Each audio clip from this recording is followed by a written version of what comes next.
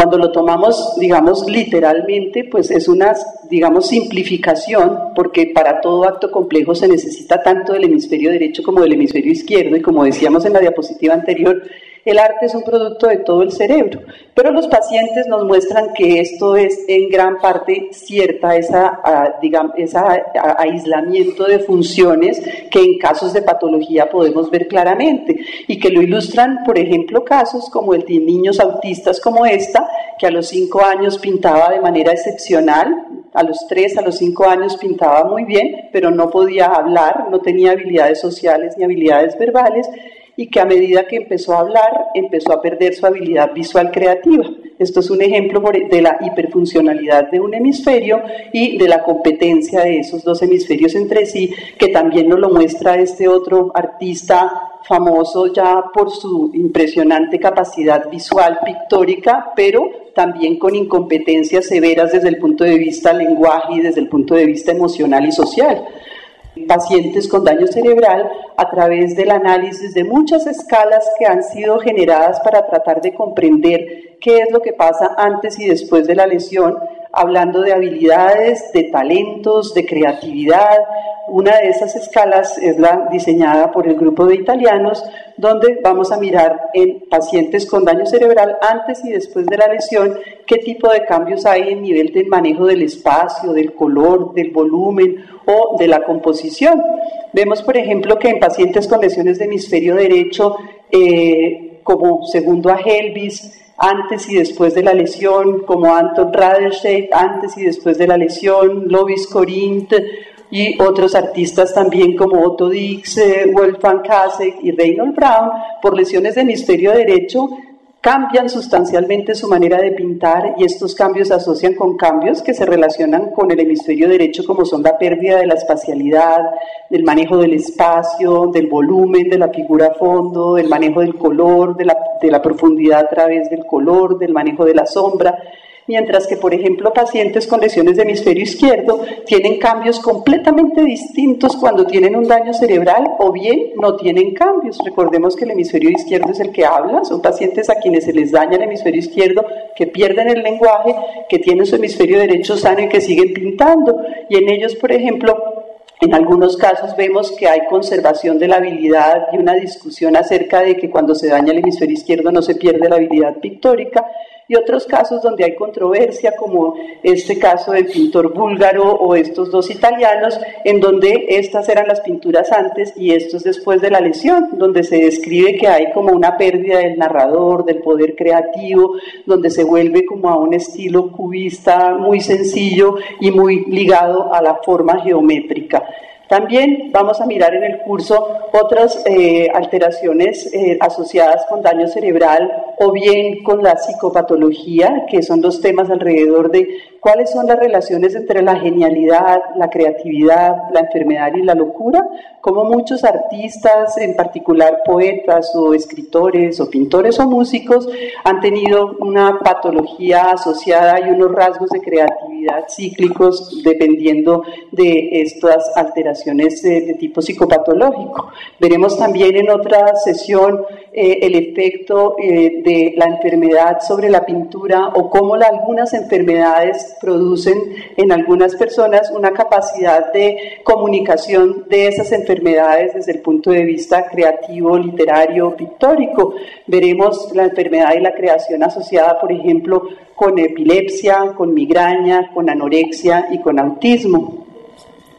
También veremos cómo las enfermedades que sufren algunos de esos artistas son motivo de inspiración para sus obras, bien sea pictóricas o literarias. Pictóricas como el caso de Egon Schiele, que sufría una enfermedad que vemos aquí, y en el caso de Dostoyevsky, que sufría de epilepsia, y cómo ha trascendido, digamos, muchos de esos fenómenos clínicos en lo que escribe. Veremos también cómo en enfermedades degenerativas como la enfermedad de Alzheimer, de manera dramática, algunos pintores han podido plasmar la evolución de su trastorno degenerativo a través de la pintura. En este famoso pintor del expresionismo abstracto que es Kooning, el cambio en el proceso de la enfermedad, los autorretratos progresivos de William Otermolen, que antes de la lesión esto era un autorretrato y esto es lo que hace tras varios años de evolución de la lesión. Carolus Horn, que pintaba de esta manera el famoso puente del Rialto en Venecia y que termina pintando de una manera como un primitivista con solamente líneas, bordes y contornos. También veremos un efecto absolutamente sorprendente y escasos en los cuales la enfermedad genera creatividad o genera productividad visual de una manera incontrolada. Pacientes que paralelamente a deteriorarse, como los pacientes con la demencia frontotemporal, empiezan a pintar, empiezan a dibujar, empiezan a crear obras cuando jamás habían sido artistas. Los primeros casos fueron descritos por el doctor Bruce Miller, a quien ustedes también tendrán en videoconferencia el 30 de abril, y que hemos descrito recientemente a uno de estos casos con la doctora Matallana, de una paciente con una afasia primaria progresiva, con una enfermedad degenerativa y que como de la nada, entre comillas, que después analizaremos, empieza a pintar. También entonces, por último, vamos a estudiar las relaciones entre estética y placer, qué es la belleza, cómo a través de diferentes culturas, de diferentes momentos de la historia, lo bello es diferente, se percibe distinto dependiendo de las culturas, pero cómo es como nosotros vamos forjando esas ideas de creatividad y de placer, de belleza y de estética a través de las experiencias y de las interacciones. Y veremos algunos de esos estudios neuronales que demuestran que a mayor excitación al ver el arte visual, mayor es la respuesta estética. Entonces vamos a ver muchos estudios de varios autores que han trabajado sobre el tema, que parecería inicialmente que no tuviera relación y que sin embargo es curioso cómo se sobreponen las áreas que se activan en el cerebro social, las áreas que se activan en el área frontal, las áreas que tienen que ver con moral y las áreas que nos permiten percibir la belleza y tener un placer estético frente a una obra de arte. Entonces son estudios muy interesantes a través de los cuales pasaremos. Finalmente, voy a esta diapositiva que a mí siempre me encanta y que ya había mencionado Eliana en su presentación, y es un poco lo que esperamos que muchos de nosotros logremos respondernos al final de esta cátedra. ¿Cómo logran escapar de la locura, de la melancolía, del pánico, que son estados propios de la condición humana, los que no escriben, ni componen, ni pintan? Bienvenidos a la cátedra y espero que todos la disfrutemos. Entonces, para terminar, vamos a hacer entonces unas integraciones de lo que se ha dicho. Y ustedes se han dado cuenta que la persona que interpreta una obra de arte o una persona que está construyendo la realidad va a depender de cómo es esa persona, tanto en lo cultural como en lo genético. Vemos cómo la personalidad que viene integrada entre el temperamento y el carácter, y el temperamento es algo heredado, mientras que el carácter es lo que culturalmente se va construyendo. Todo eso nos va conformando nuestra personalidad, y nuestra personalidad es todo lo que vamos a ver en la cátedra. Podemos pasear desde la molécula hasta la emoción, y desde la emoción hasta la estética, la ética y la moral. Como decía Patricia al final, en esa máxima, el arte, la estética, la ética y la moral son constructos que ha hecho el ser humano porque está construyendo una realidad muy compleja para poderse adaptar y no morir. Sirve para sobrevivir, hace parte de nuestro constructo más complejo que tener solo anticuerpos para no morirse de una gripa. En este caso tenemos entonces esa integración donde el sistema nervioso, el sistema inmune, el sistema endocrino están actuando todos en conjunto para no morirnos. Pero la estética es eso, el arte está para eso, son constructos del ser humano para adaptarnos a la supervivencia. Siempre pues se ha buscado si en el cerebro se puede entender cómo es que nosotros pensamos, y Charcot pues encontró que no se podía, haciendo cortes y mirando al microscopio, no se podía entender. Y entonces se separan dos culturas, la cultura de la psiquiatría y la cultura de la medicina, y su alumno por un ratico, Freud, se va por un camino y él por el otro, hasta que ya para el siglo XX finales, como dijo el señor decano, que entra en los últimos 10 años del cerebro, podemos, gracias a la tecnología, comenzar a encontrar lo que al pobre Charcot 100 años antes no había podido tener, ni tampoco Freud. Entonces, vamos a ver todo ese desarrollo tan grande y en forma logarítmica que ha ido creciendo poco a poco, y ya desde las obras de Gauguin sobre el ser humano, nosotros vamos a integrar. Ustedes ven aquí en el fondo, eso parece un cuadro impresionista, no, son neuronas de ratón, a las cuales se les inyectó en los genes unos elementos que fosforecen en diferentes longitudes de onda y que entonces van a dibujar cada una de las neuronas que están constituyendo el cerebro de ese organismo. Pero aquí encontramos otros dos protagonistas que nos van a acompañar durante toda la cátedra. Esos protagonistas es la abejita, que nos va a enseñar que siempre estará la biología, la evolución presente para entender el cerebro y para entender qué es la estética y qué es el arte. El profesor Andrade Eugenio nos hablará de cosas muy interesantes para poder entender todo este concepto. Abejita se ganó el premio Nobel por la danza de las abejas. Tenemos aquí los ojos. Ustedes no ven que mis ojos se muevan, pero los ojos se mueven permanentemente. Acuérdense, el doctor Ginás dice: la internalización del movimiento es la base evolutiva del pensamiento.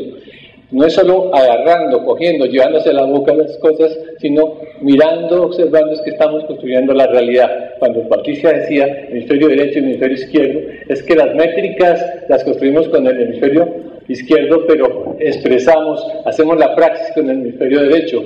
Luego, en la música, en la pintura, necesitamos los dos hemisferios. Sin embargo, la precisión estética, el sentimiento está en el hemisferio más dado en el hemisferio derecho. Ya lo veremos ahorita en lo que vamos a presentar. Aquí tenemos entonces, Freud está sentado no es un diván, pero es una silla, pero ahí está detrás de Darwin. Posiblemente está Descartes, está un personaje que Euclides, que va a estar la semana próxima, el profesor Tejeros, quien nos va a acompañar para entender. Ustedes se van a preguntar por qué la física tiene que estar aquí en el arte. Es que sin física pues no vamos a entender, porque lo que vamos a hacer es construir la realidad. Lo que hace un artista es jugar con unos elementos tan sencillos como es el tiempo, el espacio, el movimiento. Y ya después se introduce la luz, y ustedes van a entenderlo con el profesor Tejeros la próxima semana. Tenemos otros, Mozart, etcétera, que están tratando de entender el libro de Patricia Chorlin, quien hace el libro de neurofilosofía. Y entonces tenemos que las neurociencias son los filósofos, los artistas, la psicología, la sociología, la antropología, la neurología, incluso la química y la física. Si la química no se casa con la biología, no hubiera surgido la biología molecular y no entenderíamos lo que estamos diciendo hoy. Lo mismo la física se casa con la biología y sale la resonancia magnética y la electromagnetoscopografía. Entonces hoy en día podemos decir que un pensamiento dura 700 milisegundos. Entonces todo esto unido, teníamos a Charcot. Aquí está a las 7 de la mañana, martes, en la Sartre. La interpretación semiológica de configuración de gestos se comparte entre los dominios de la danza, histeria, en la historia de la medicina, la historia de la danza y la imaginación cultural. Entonces siempre hemos estado en la mano, todas las ciencias y la medicina y la tecnología siempre han estado a la par. Vamos a ver una obra que se llama La danza neuronal.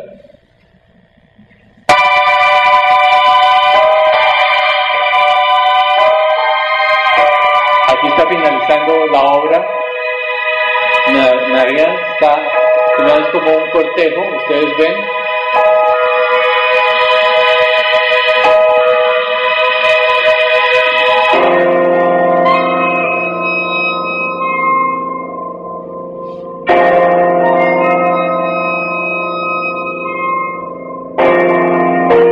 Obsérvenlo bien.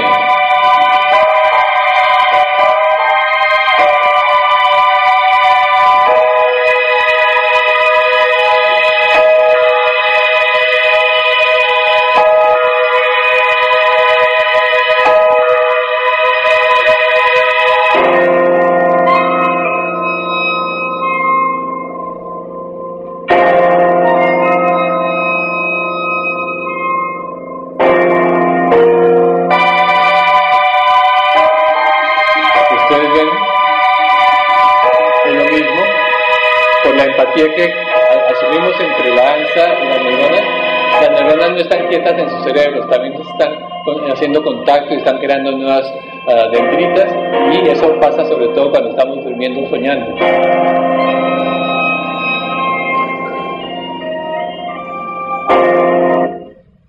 Entonces tenemos una cosa muy importante. Hemos visto cómo la comunicación entre células nos dicen algo y la comunicación entre personas y cuerpos nos dicen algo. ¿Por qué? Porque tenemos el genoma, transcriptoma, proteoma, fisoma, bioma, etc. La célula, los tejidos, los órganos, los sistemas y la persona. Pero la persona tiene que estar en un punto, en un algo que es la biosfera, pero esa persona tiene que estar en familia, comunidad, sociedad, cultura. Y ese todo, eso es lo que se llama la teoría general de los sistemas, pero esa comunicación a nivel molecular y de personas se llama la biosemiótica. Esa biosemiótica tiene entonces no solo la biosfera, sino también la semiósfera. Entonces, para poder entender desde una molécula con otra, un ligando, un receptor, o una persona con otra, y en este caso tenemos una obra de arte que para el año 2000 se celebró en el Museo del Hombre de París, la llegada a los 6.000 millones de individuos del mundo, y que todos somos diferentes. Tenemos entonces que para que esto ocurra, las neuronas están en un concierto, hay una sinfonía, llamamos la sinfonía del estrés, donde hay algunos elementos que salen como las monoaminas, los corticoides, péptidos, etcétera, pero que tienen una temporalidad en segundos, milisegundos, días, meses. Entonces, esto está organizado, es un sistema perfecto que nos permite tener ciclos circadianos, menstruales, circanuales, etcétera. Y existen ciertos péptidos que tienen 9 aminoácidos como la oxitocina, que no solamente nos sirve para el parto, sino para que la leche salga al seno, el bebé no se muera de hambre, y además hace que haya un apego entre la madre y el bebé. Todo esto por un neuropéptido tan cortico de 9 aminoácidos, y todo está integrado a través del hipotálamo, donde se comunica el sistema endocrino, el sistema inmune, el sistema nervioso, y con otros núcleos vamos a integrar todo el sistema inmune incluso, y estos serían los sistemas de neurotransmisores. Para las personas que no son de medicina, no se preocupen, esa es toda la anatomía y fisiología que vamos a ver. Va a ser muy sencillo, porque lo vamos a estar repitiendo poco a poco para que ustedes verán que van a aprender de cerebro muy fácilmente.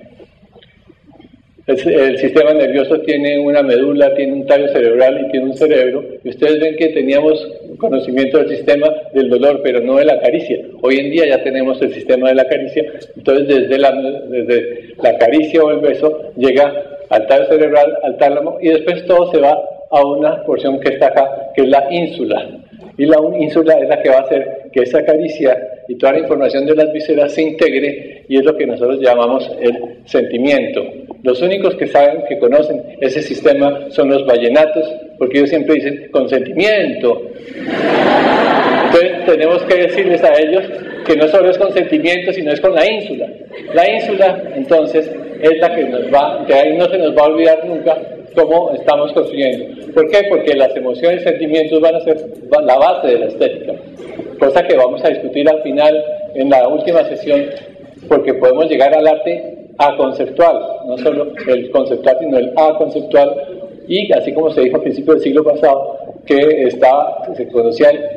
se tenía el ojo inocente, hoy en día se parece que sería el cerebro inocente. Una cosa, o sea, hacer arte sin cerebro, es una cosa imposible. Entonces lo vamos a ver y lo vamos a discutir con filosofía, con todas las demás áreas.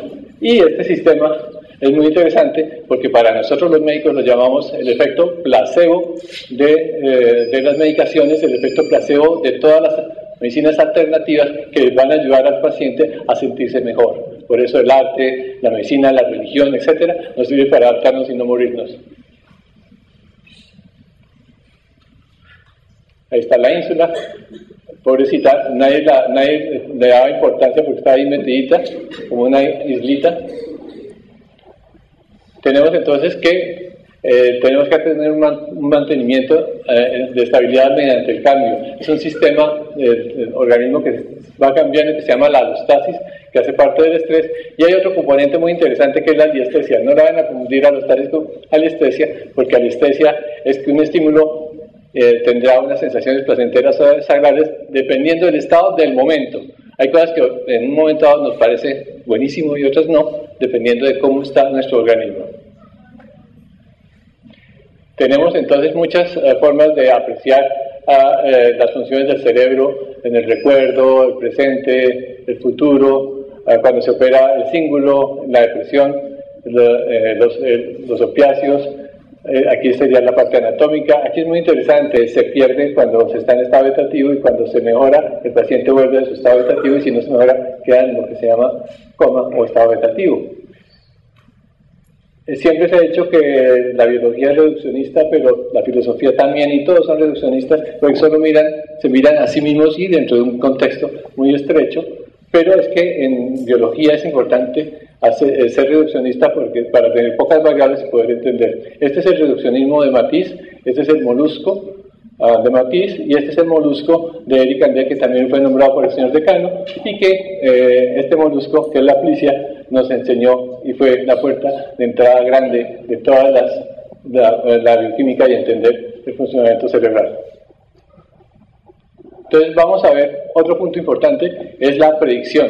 El doctor Gina siempre dice el cerebro está siempre en el futuro para construir el presente a expensas del pasado. Aquí tenemos entonces, fíjense que son solo trazos, pero como tenemos lo que llamamos el cerebro social, nos podemos poner en los zapatos del muñeco. Se paró, no se preocupe. Eso es la TOM, es la teoría de la mente o cerebro social. Pero si no lo entendemos bien, pongámosle color.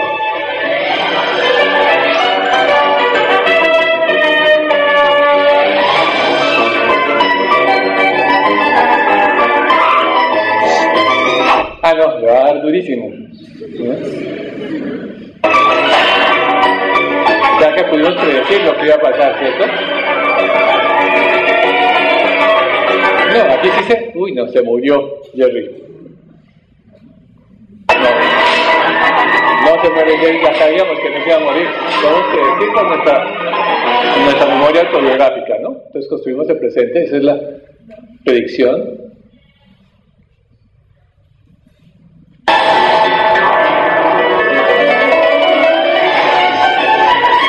A ver, ¿qué va a pasar?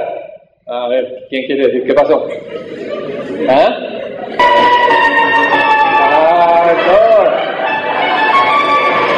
No. Eso quiere decir que no siempre podemos predecir. Y cuando no podemos predecir, entonces nos causa novedad, estética y placer.